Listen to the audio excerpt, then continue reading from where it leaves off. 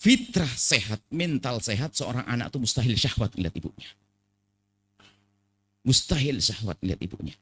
Seorang kakak mustahil lihat adiknya nggak tega. Misalnya adiknya kebuka auratnya, nggak bisa melihat.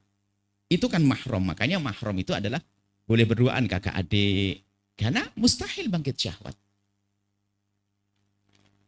Tapi hari ini seorang anak mengintip ibunya mandi. Ini urusan psikolog ini. Pakar-pakar psikologi harus turun di sini. Rupanya karena dia sering nonton film kotor. Sehingga matanya menjadi kotor. Bentuknya manusia, otaknya syaitan. Sehingga ibunya, dia syahwat melihat ibunya, melihat bentuk tubuh ibunya. Hari ini. Bahkan melihat adiknya juga. Akhirnya mencoba-coba adiknya. Suatu ketika ada seorang anak laki-laki mencoba-coba. Ternyata di dalam Islam pendidikannya dahsyat, luar biasa.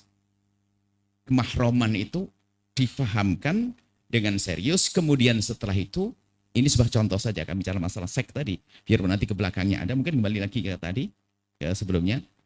Sehingga lihat saja, di dalam Islam itu tempat tidur anak itu hendaknya dipisah.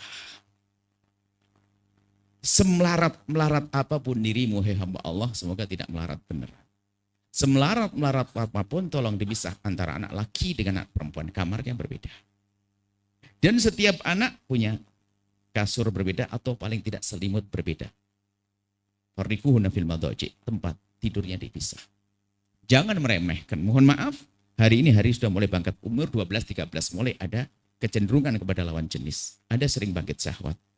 Anda tidur sebagai seorang ibu yang solehah habis tahajudan ngantuk. Mohon maaf, anak laki-laki Anda yang sudah mulai gede, bangun dari tidur ingin pipis ke toilet.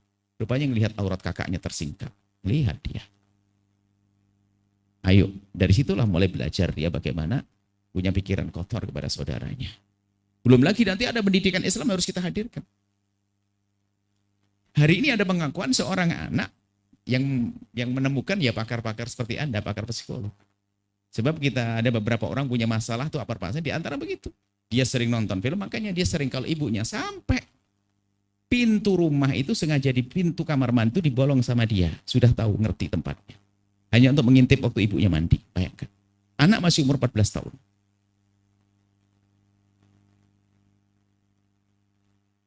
Dan dia sempat ditemui ibunya, setelah dipanggil ibunya, sempat menemui ibunya. Iya, saya pernah lihat pas tidur bareng sama adik anak saya, tangannya ada di bawah roknya adiknya. Ayo. Ini bahaya, makanya kita harus benar-benar peduli dengan pendidikan yang diajarkan oleh baginda Nabi Shallallahu Alaihi Wasallam. Baik, tadi kembali sedikit masalah kekerasan seksual itu bisa terjadi kepada naudzubillah. Hari ini seorang anak bisa saja ayahnya melakukan yang tidak baik dengan anaknya. Seorang ibu dengan anaknya, karena jauh dari agama. Sebab-sebabnya nanti lagi-lagi urusan psikolog juga. Nonton-nonton film kotor dan sebagainya. Itu harga mati tidak bisa. Biarpun orang sudah punya pasangan, suami istri, yang rusak mentalnya kok. Sehingga istrinya tidak indah lagi bagi dia. Karena apa? Dia sudah mulai banyak menghayal tentang model perempuan dan model macam-macam. Sehingga apa? Istrinya nggak ada apa-apanya. Yang ada di otaknya, yang ada di hayalannya. Makanya tetap biarpun suami istri, itu adalah juga jangan nonton hal-hal yang semacam itu. Karena akan merusak mentalnya. Jangan lupa berselawat kepada baginda Nabi Muhammad sallallahu alaihi wa alihi wa sahbihi wasallam.